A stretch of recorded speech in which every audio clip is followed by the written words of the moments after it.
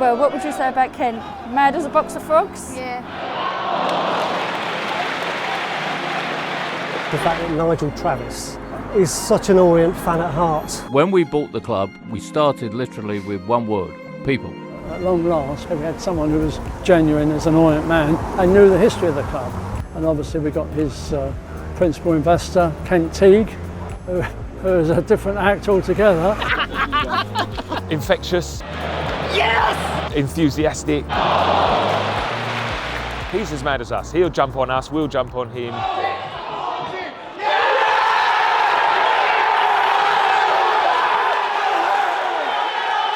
Why football? Why English football? I'm going to tell you why. It's the world's game.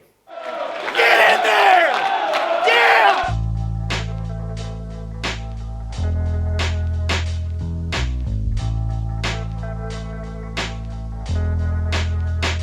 When we think of football owners, we tend to just think of the money. And in many cases, we just see them as people disconnected from both the fans and football in general.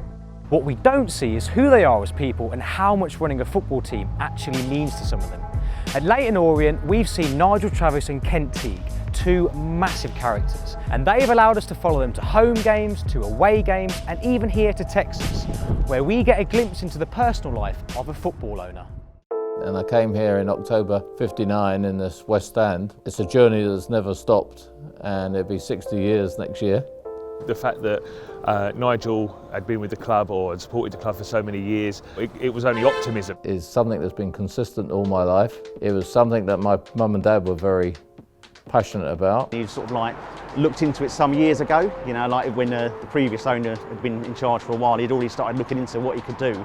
Right at the start, I knew something wasn't right. Towards the end of that year, on one of our visits, I said to Matt, got a feeling we may have to do something here, mate. The work that Nigel must have done to sort of like pull the group together to take over the club. I heard a consortium was putting it together, and I thought I had to do something. One of my friends said, "You must be mad."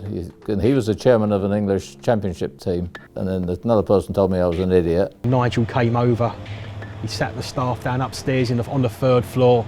Nigel, I think, paid our wages straight away. There's something different about Nigel because he's sort of grassroots, if you like.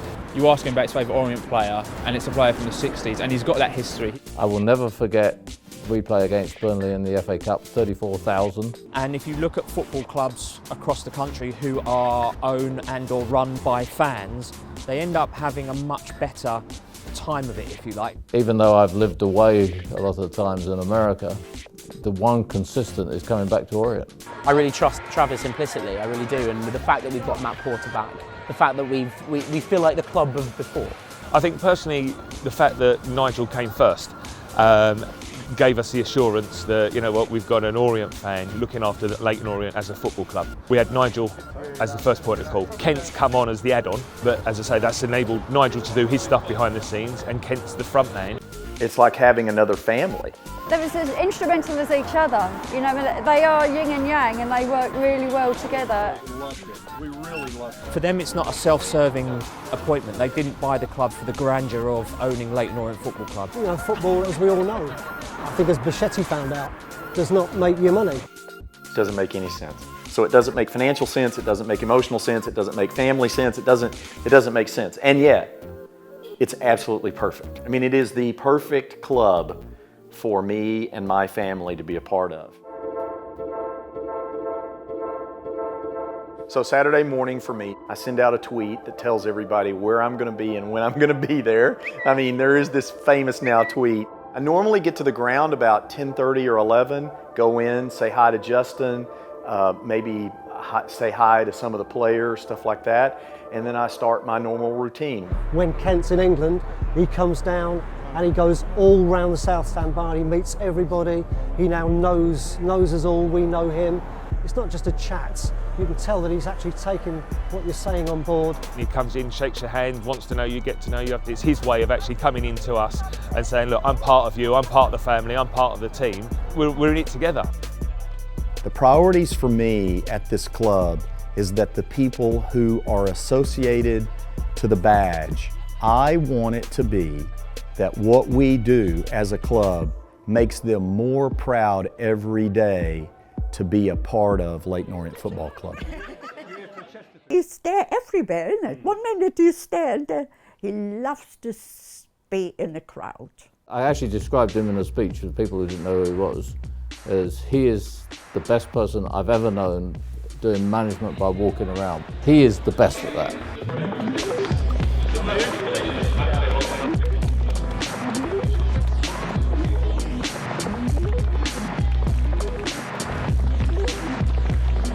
I will not step on the pitch because of the great amount of respect that I have for the players and the coaches and the staff. I just will not step on the pitch because of the amount of respect I have for them. I've got a season ticket in the South Stand and we can see Kent pacing up and down on his gantry. I mean, Kent does not sit still, he doesn't sit down. And yeah, as I say, when we score, how he doesn't fall off his gantry, I've no idea.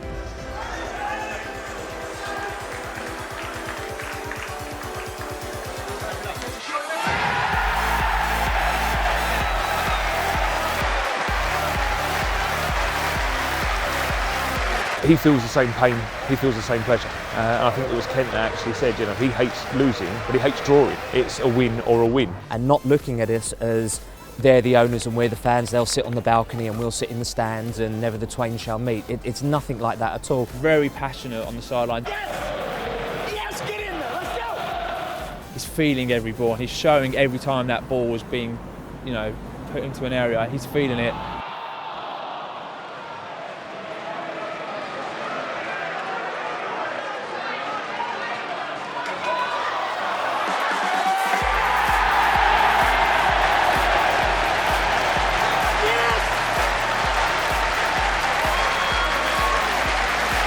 We've seen the Orient go from penalty kick away from Championship football when everything was going well to a complete and utter downward spiral until these two guys took over.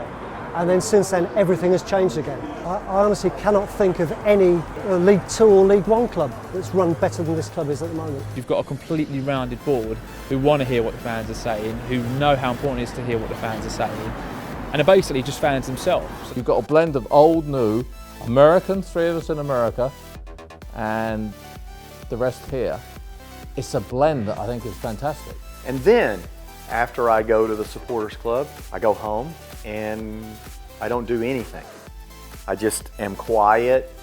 I don't engage in any social media. I don't talk to anybody. So my day is to be very involved in hyping up the game and enjoying the game, and then either consoling or, you know, tempering expectations.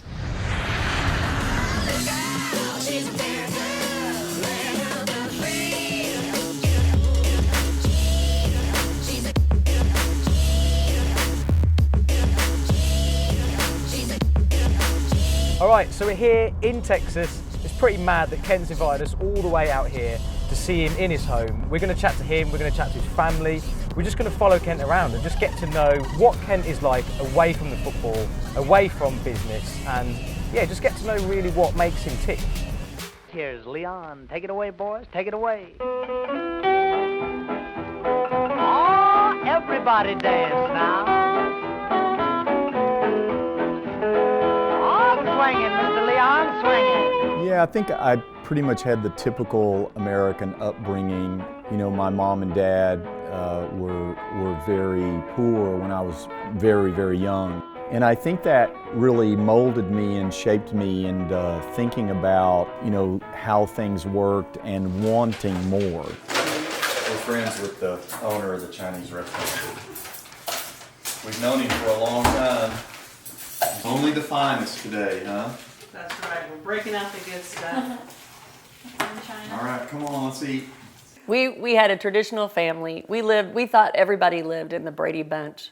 The 3 of us were in a room with bunk beds. So Kent was on the top bunk and Tiffany and I were on the bottom bunk. So these are Kent's boots from when he was little. I think his mom has actually said these were the first pair of shoes that he wore. So there you go, the true Texan. Kent's got his little baby boots. I was just impressed by how smart he was, what a hard worker he was. He's just very passionate and always about something, and then he'll win at it or attain He'll a master level. it. He'll master it. He works at something till he masters it. He had another little handheld game that he went around and played hours and hours and hours. He does like his FIFA. He does like his FIFA. To me, the fun of the game is in building the team. What? No, you just casually. I think I had around 1,000 games last year, and my squad is the following from last year. That's Ronaldo, that's Suarez, that's Messi, that's Bale. The first things I always remember when I met Kent is he wanted to own a professional sports team. I just decided that I wanted certain things out of life, and I decided to start writing them down. So in my mid-20s, I wrote down that at some point I wanted to be the owner of a pro sports franchise. He had a goal back then of owning a professional sports team, and who knew it would be, you know, English football, but I'm not surprised by where he's ended up. Look at the line for in and out. That's how bad people want it. They want it just as bad as I do, babe. Crazy. Yep. I don't get it. I met Kent through the Houston Dynamo. So the Houston Dynamo have been badgering me, kept phoning up and saying, why doesn't Dunkin sponsor the Dynamo? And we kept saying no, because we haven't got enough stores in Houston. And then after I said no to him, I said, hey, by the way, Steve, do you know anyone who might invest in Leyton Orient? He said, well, I know 3 people. And then I talked to Kent on the phone, and then talked to him on the phone again.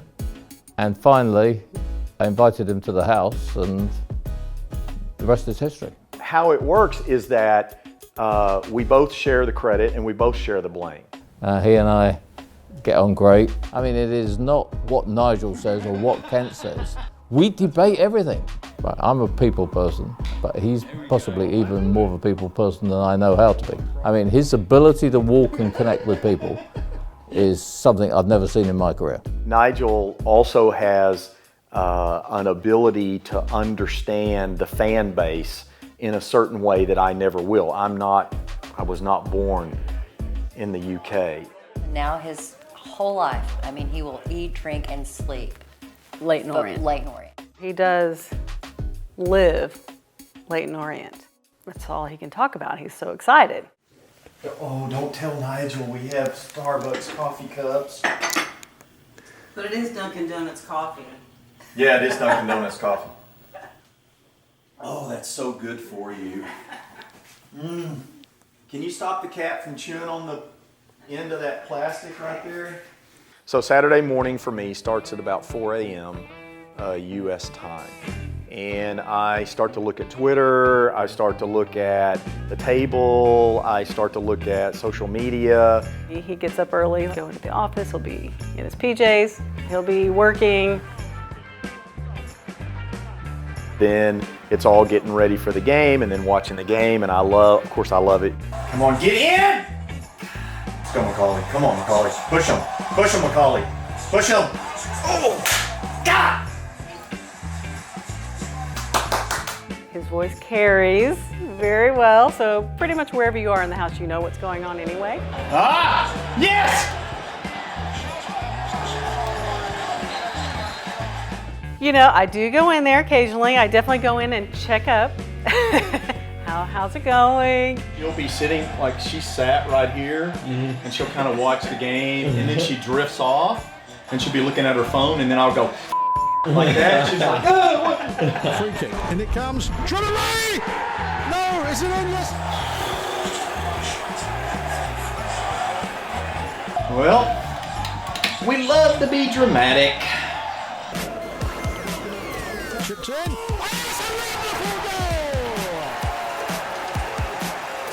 Joby macking up a moment of brilliance. Ah! Yes! Here we go. Karoma. Now! And still Karoma. Now! And still Karoma. And still Karoma. Yes! Yes! Yes! Oh, it's drilled in. Yes! That's it, baby. That's it! 3-1. This year they've done so well. You know, this season they've done so well. So he's just a happy camper.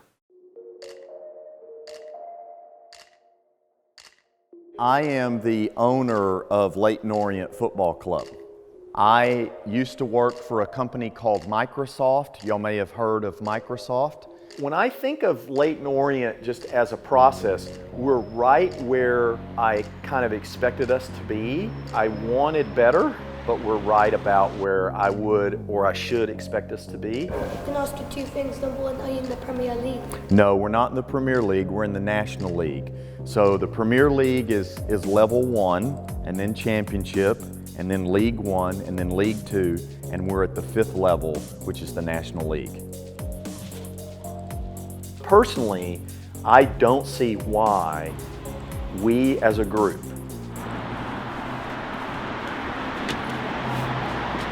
I don't have keys. I don't have keys, so. I don't see why we as a group can't oversee 2 promotions.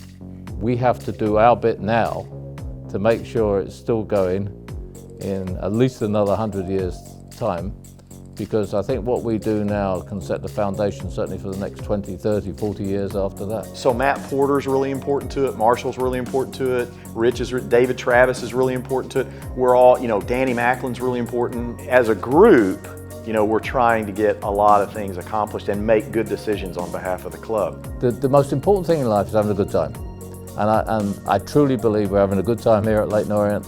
I want to make a difference. That's my first thing. I want Leyton Orient to be different because I was involved. And when I say different, I mean better. I mean that it's vastly improved. But that's what Leyton Orient's about. I mean, we want the players to have a good time, we want the fans to have a good time, and that's what's happening. And I truly believe we're going in the right direction. May take a few years. Our goal is to get back from where we started. And then the second thing that I want out of it is I want to enjoy it. And God knows I enjoy it. The impact that Nigel and Kent have made on the club has been remarkable, but the ownership of Leyton Orient runs far beyond just these 2 men. They're surrounded by a highly talented board that works incredibly well together, just like the playing staff and management team. We'll be telling their stories as well as seeing more of the owners later in the series during episode 6. Between now and then, we have many more fascinating stories to tell, ranging from life in the non-league for former Premier League footballers and more deeper issues such as mental health.